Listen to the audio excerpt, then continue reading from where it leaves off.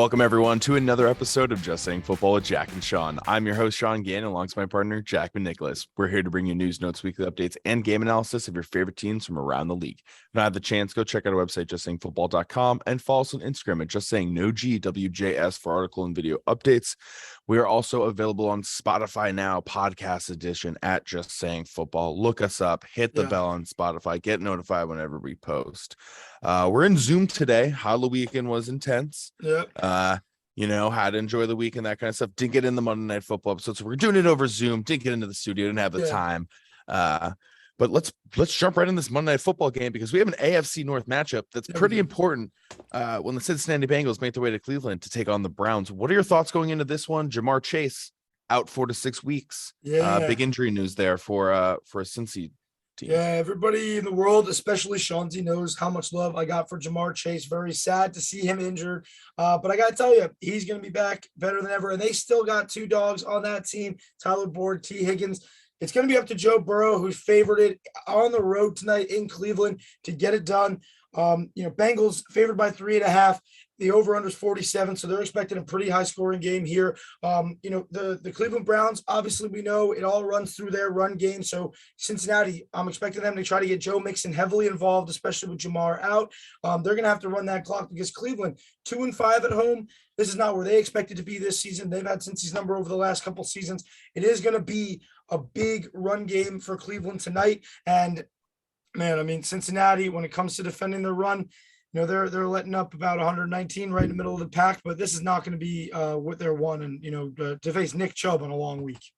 No, absolutely not at all. I mean, he's leading the league right now in rushing 740 yards. We'll probably tack on a few more after tonight's game, which is going to be tons of fun to see, I think. But you're absolutely right. This is going to be Joe Mixon. He's not scoring as many touchdowns as we saw the last few years. I want to see him get in the end zone more. Only 2 rushing touchdowns to his name right now. I feel like at this point last year, he was already at like 6 or 7, only 405 yards. So he is going to need to get involved. But like you're saying, Jamar Chase is down. He's a top 5 wide receiver, and some people definitely top 10. We can all agree on that. But the reality is that they still have Tyler Boyd and T. Higgins, who are both having excellent seasons.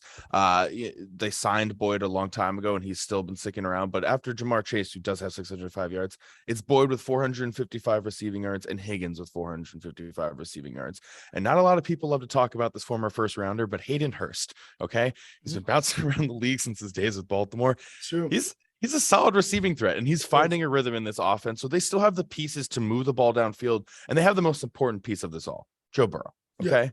He didn't play well last year when they lost 41-16, but he's a very different quarterback from that time last season. So I don't know. I don't know who to pick in this one. I don't love that. It is tough. Joe Burrow, like you said, for me, is such an X factor. Cleveland right now, they are one of the worst defenses when it is allowing scoring. They're allowing about 26.5 points a game. So, about 28 points a game, 28th in the league right now. So at the end of the day, it is very strenuous on this Cleveland defense, which was a huge problem for Burrow last year. We saw them going after him and everything like that. So the key here for me, like you said, is for this Bengals offense to get clicking. On the other side, Cleveland's offense is a little limited. Amari Cooper's having a good season. Jacoby Brissett is doing okay right now. Six passing touchdowns through 8 weeks isn't really, or 7 games isn't really what you want to see, but at least he's managing up to this point, better than we had expected. Cleveland is also a top 10 scoring offense. So, like I said, I do like that 47 line because both of these teams are familiar. If Cleveland runs away with this game, it would be kind of less of a shocker than some of these Monday Night Football games to me. They're at home. They have had this team's number, but they are 1-3 at home this year. So I will go with the Bengals. I am a little nervous about the 3.5 spread. I do think this could come down to a field goal or be, either of these teams are going to run away with it. But it definitely comes down, like you said, to the weapons, getting everybody involved on the Cincinnati side and just getting around those, those 2 pass rushers in Cleveland, Jadeveon Clowney, Myles Garrett, who we always talk about are, huge issues for quarterbacks. No, they absolutely are. And at times the Bengals offense very early on in the season, giving up a ton of sacks. They are playing much better football now, but it took some time to get there. And this is a good defensive line. I'm going to oppose you, and I'm going to oppose everyone right now. I'm going to go with the Cleveland Browns. The only reason why is because I think that defense is going to be really, really helpful. Oh, jeez. And I think that Nick Chubb is going to be able to run the ball really, really well, and it's just going to be able to keep them going down the field, wasting out the clock. Yeah. Burrow's going to put up points. Bengals are absolutely going to score. But I like a random upset coming off of this injury. Denzel Ward locked down Jamar Chase last season. I don't know who he's going to cover, T. Higgins or Tyler Boyd. I feel like would be T. Higgins just due to like versatility. Good thing I'm a Boyd owner. Running, you know? Picked him up.